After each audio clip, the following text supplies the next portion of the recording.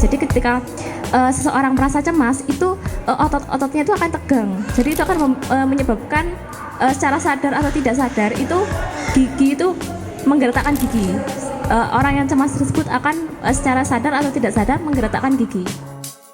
Pasta gigi yang baik itu sepucuk biji jagung, seperti itu Pak. Bruxism itu nyata.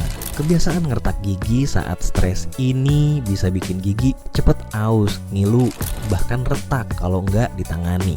Apalagi kalau terjadi pas tidur, kita sering nggak sadar. Jangan sepelekan kesehatan gigi dan pikiranmu. Curhat sini, kita siap dengerin dan bantu kamu supaya senyummu tetap terjaga.